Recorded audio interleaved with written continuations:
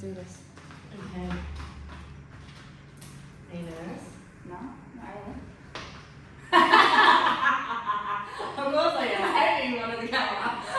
I just made you do this yesterday as well. Yeah, you like literally just made me raw dog it. Yeah. Well, we've been talking about it for ages as well. Yeah. So we said we always have conversations during the week on the phone and So many audio messages. so many audio messages about business, about life, and we're like, we should really do this. Just record. Just record it. Yeah. So I don't know how we're going to go today. By the way, I'm Angie. I'm Angie. We're both Angies. That's easy to remember. And we are talking today for Sisterhood of Surf, basically. So, what a year. We've had a huge What a year. Huge year. Such a huge year. So many events, so many girls. So many girls internationally, locally. And we just thought, because of the growth that we've had this year, that we would record it because we know that we're going to do something even bigger in 2024.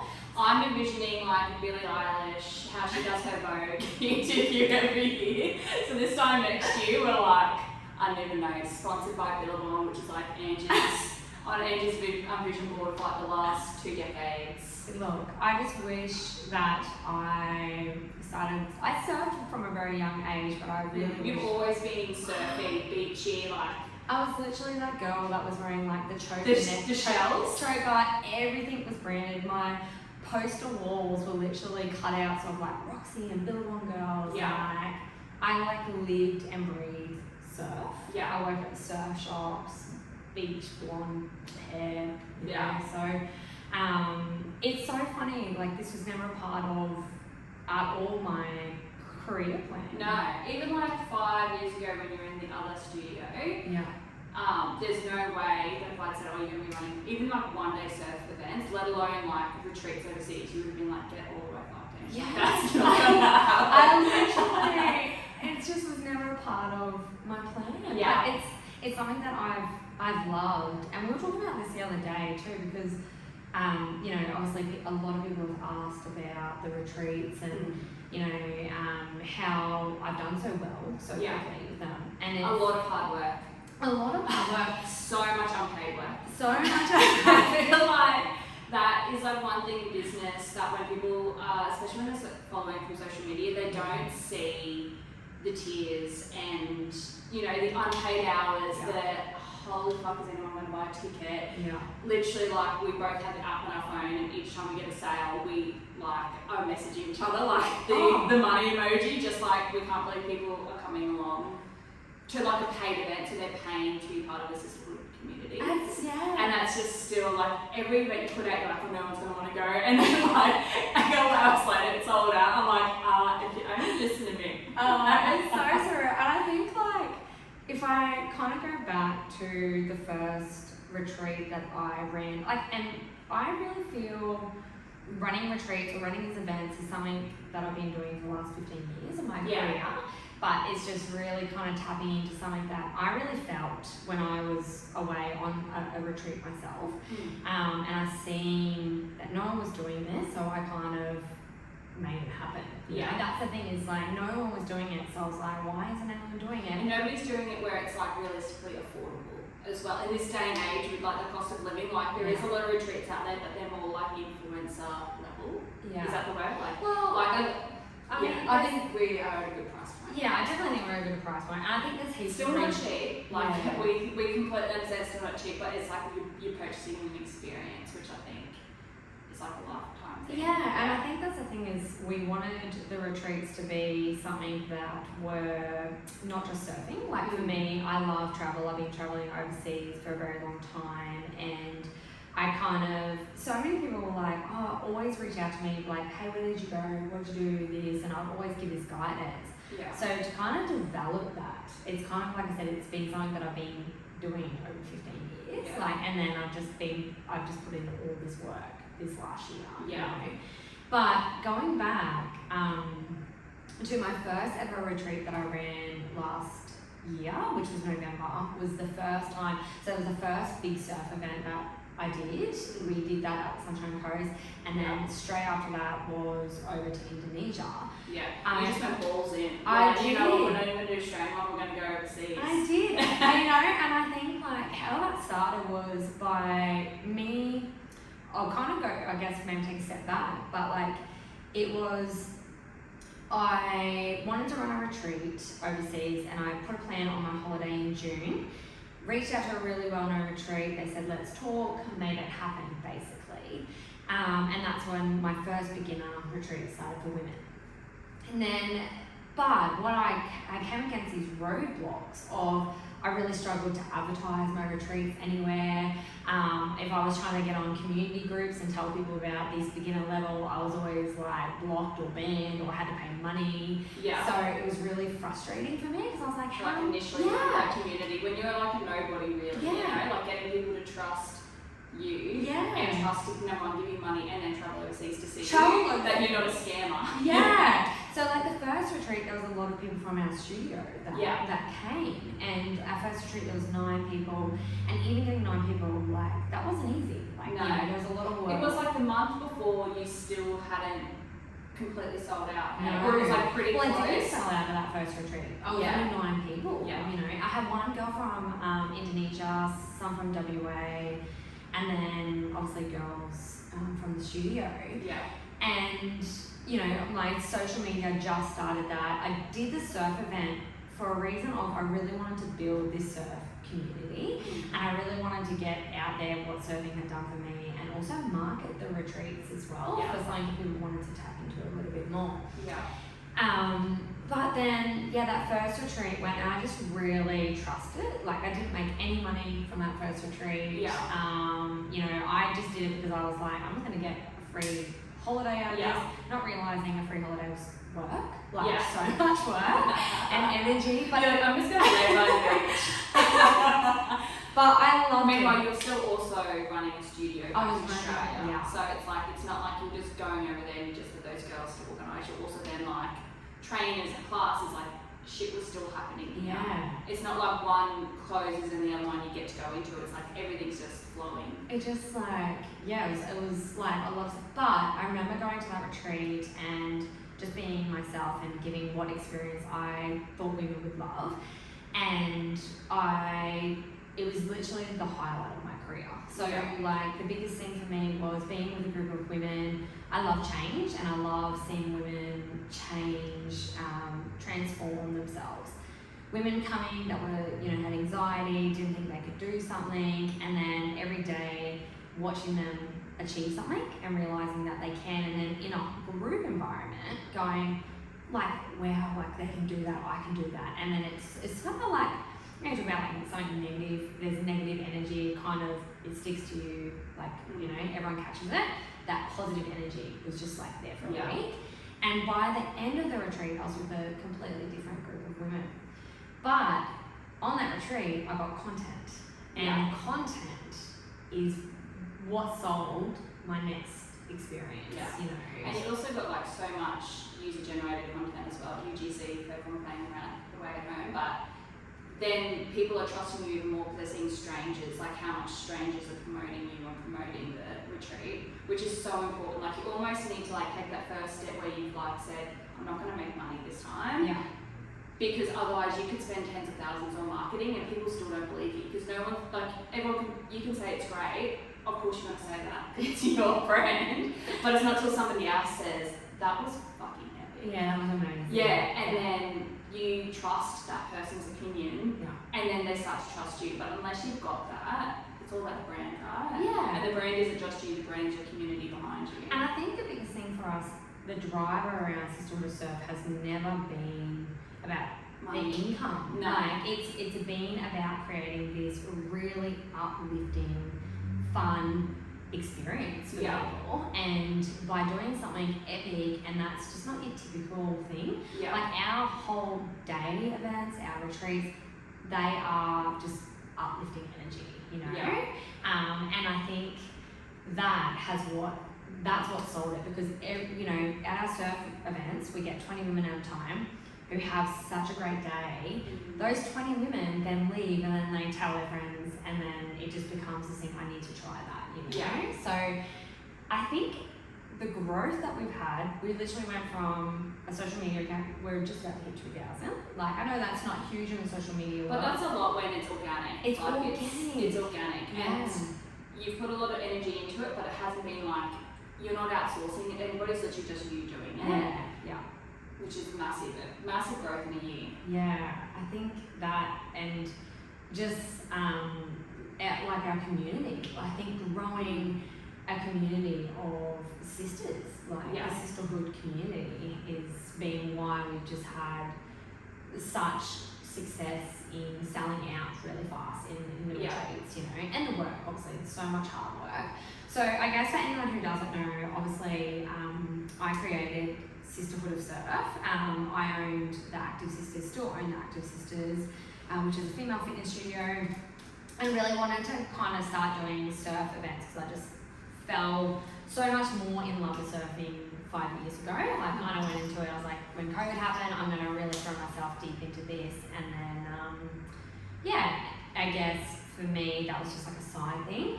And then, and where you kind of come into this as kind of, I guess, almost you being my volunteer. Literally. We did barter with personal training. But not the cleverness side. So I don't surf. Not that I don't love it, I am involved more because I love women who have hobbies, because I am a mum, I've got a 19-year-old daughter, and I have always grown up with my husband, we've been together forever, and he's always had hobbies, and I've never really had a hobby except for the beach, and liking to cheer girls on. So like Sisterhood of Surf is literally that for me, like it's encouraging women to step out of their comfort zone, have fun, and also try and get a hobby, like do something that's not mum, that's not wife, that's not girlfriend. It's literally just something that you can go do. You can go do by yourself as well, because I think it can also be really hard to find people to go with. Where surfing, it can be solo. Yeah. And even though I'm not on a surfboard, I'm still in the ocean, 9 times out of 10 getting dragged in the waves, so I'm trying to get content with my little iPhone and trying to not drown. But you've also been, I guess, a lot of the brains behind stuff. Like I needed that bouncing board because it has had such a quick growth. Like it has, hey. Like we sold 10 events, so with 20 people in 2023 in 1 year. So that's 200 people through our one-day events. We had it got no more than 24 hours and it's sold out. And it's almost like we never want to be those people who are like promoting something and then it's like sold out, but we actually can't keep up. So we are putting things in place in 2024. Yeah. So to give everyone the opportunity, but it's hard, man. Yeah. It's so hard to find days as well in like our schedules and. Yeah, so I think like the biggest thing that we like having for me as like that bouncing board, that support, and I think together we've kind of built this vision of like we can see this really turning into something pretty big. Like right now we are sitting on gym chairs. Can you see that we're still recording? Yeah, we're still recording. We're using an iPhone. Like the setup isn't legit, and we always wanted to do. Not like a podcast, but more like a sit-down chat because we have so many conversations about random stuff. Yeah. Because we come from completely different walks of life as well. So when we come together, I don't know how it is that we're able to like, we've never had a fight. Not yet.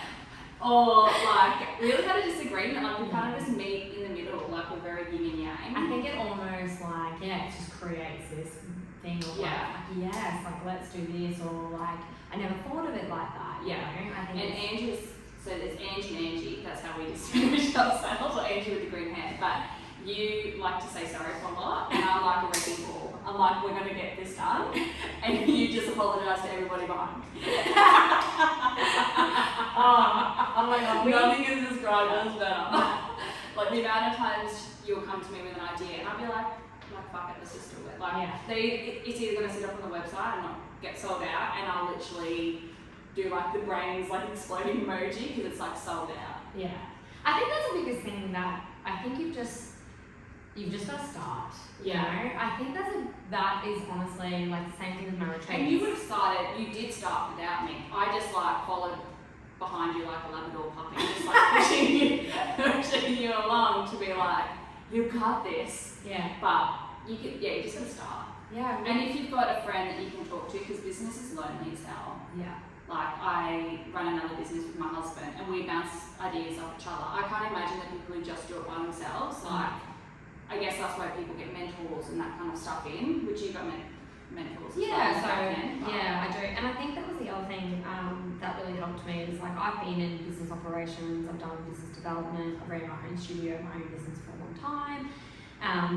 But after that first retreat, I actually went and did a retreat course. Like I invested a lot of money, you know, it wasn't just like a quick thing. It was, I spent the time, so I thought, I'm going to turn this into something, this needs to be good. But I wanted to speak to someone or get mentorship from someone who had done it. So I was really lucky to find Amelia, who was a retreat leader who helped retreat leaders all around the world. So I joined this course and I was really hesitant because you know when you do those courses and you're like, oh my God, I've just spent all this money and like, why? You know, like it's things that you probably already knew and stuff. I've done it so many times in my career.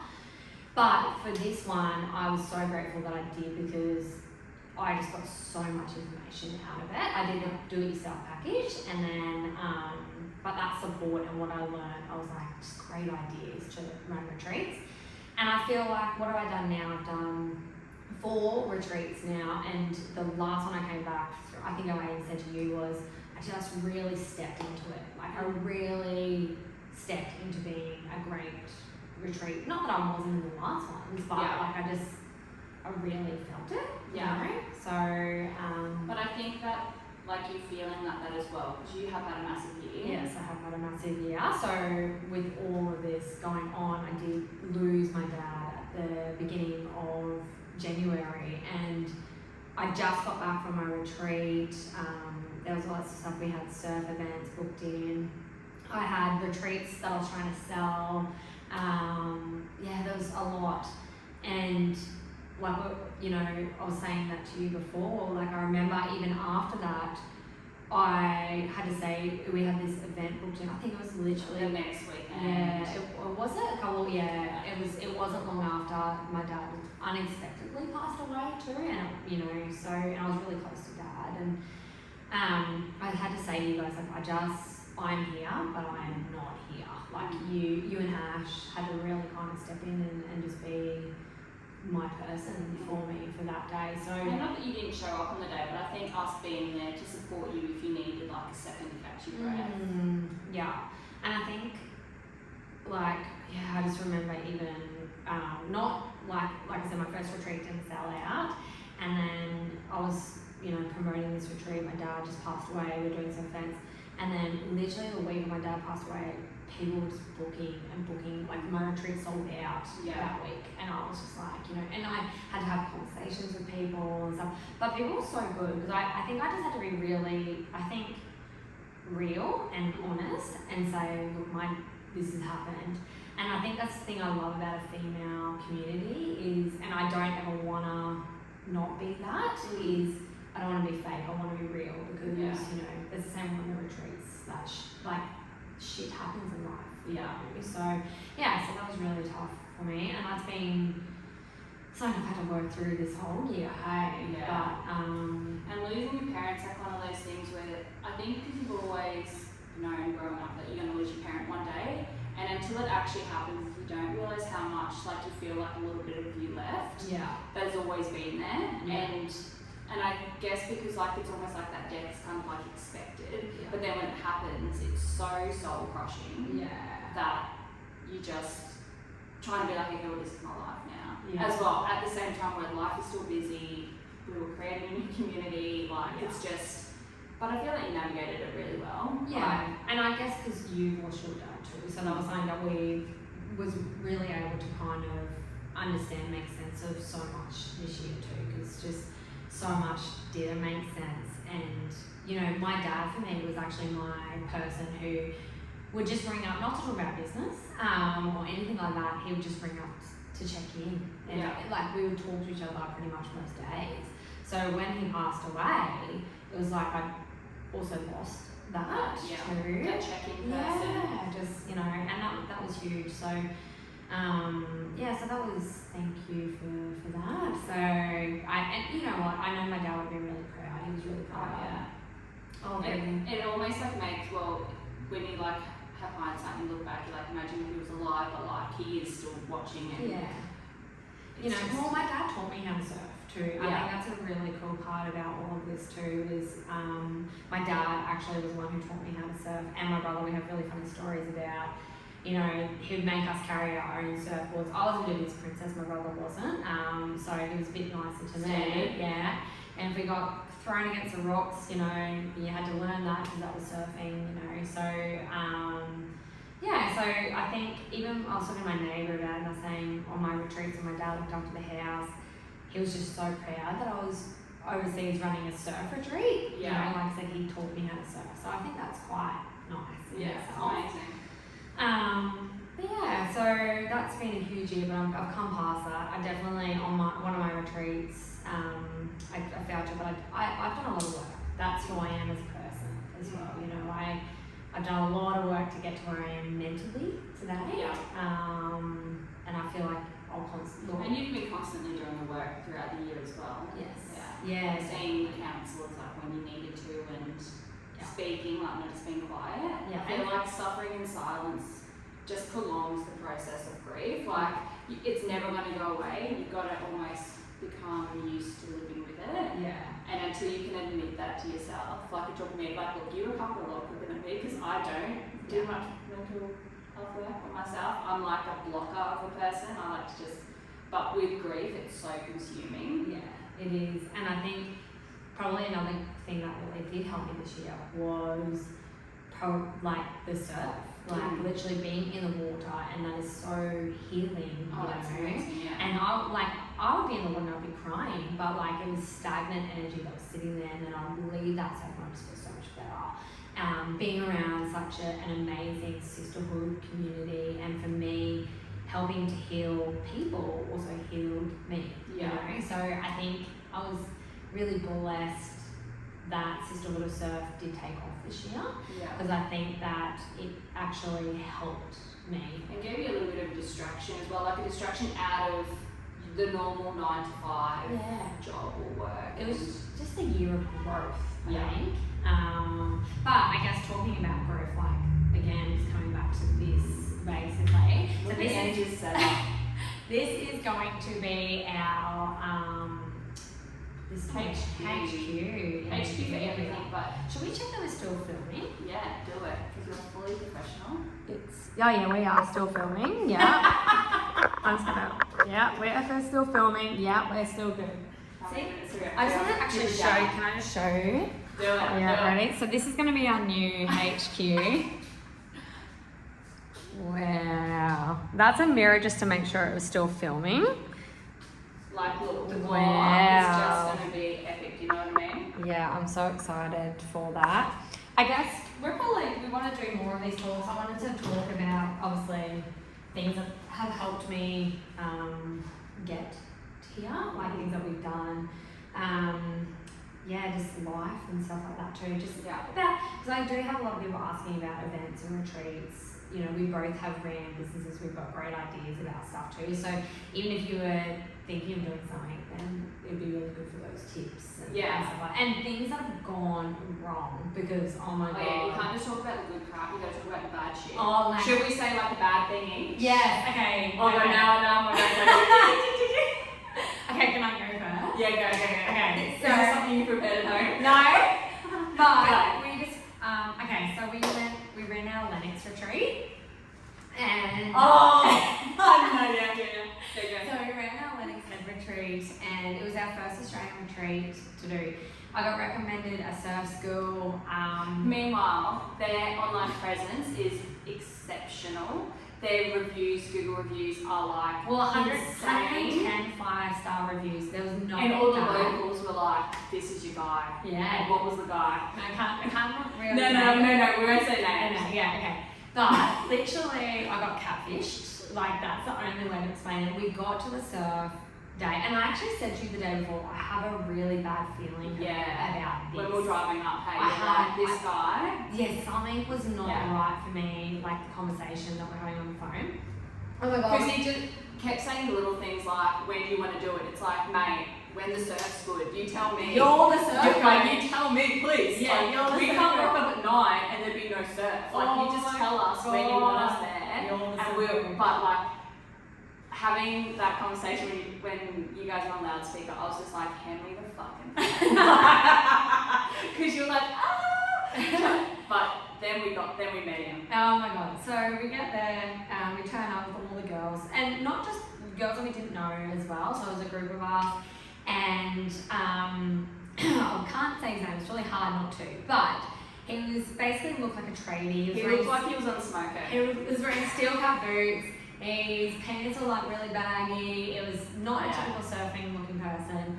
And then whatever. That wasn't even the bad thing. Like, it was the boards. Okay, it was the boards. It was the boards. The boards were literally, I should put a video into like show. they were builders. Oh my god. The side of one looked like a cheese grater.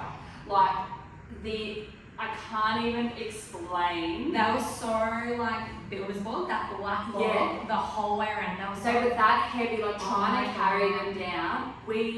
And we'd done so many one-day events before that with like epic surf coaches and seeing their boards, and then we've like rocked up to this place where we have no access to boards, no nothing. Also trying to like keep the vibe up, not show anyone that we're stressed. Meanwhile, Angie's down on the beach. Like once we've around the water, we've got rid of the shit boards because we just got them out of the way. We're like, you were just like, get that out. Yeah, I was vicious. He actually called me the green monster.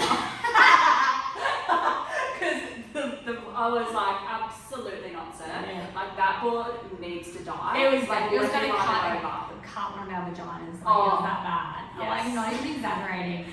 And so, but luckily we were with such a good group of girls, and we all made it such a big laugh because he was so surfy. Like he was very old school surfy. And once he was in the water, he wasn't too bad.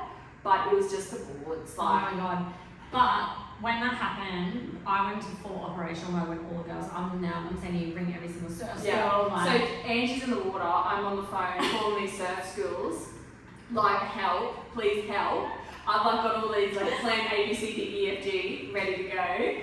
But then we end up sticking with him, but we hired boards. Yeah, so I guess the bad story, like we start every night on our retreats, we always say what's everyone's highlights, and actually everyone's highlight was this particular surf coach, and it's the day, and it's the funny as stories. Everyone had a story about this particular school. And nobody died. Everyone actually people stood up. It was fine. Yeah.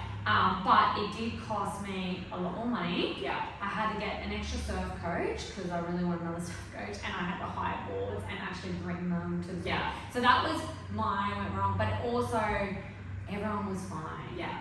And it's like a good thing to note down that like you really need to know how to pivot in business. So like if you see a problem, rather than dwelling in that problem, we're like, okay, how are we going to fix this? Yeah. The quickest way possible, and almost have things in place where we know now that like we're going to go down and meet these people. Well, that's right, and like all the other retreats I've done, especially overseas, I've experienced firsthand the coaches, the skills, the locations, the accommodation. But because he was so well known as well, we just had no idea.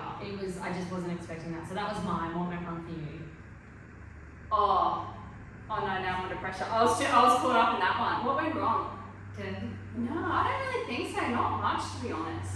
One thing that me and you are really bad at is how we share images. Oh yeah. And like we've got because I'm like tech person in the background doing the things.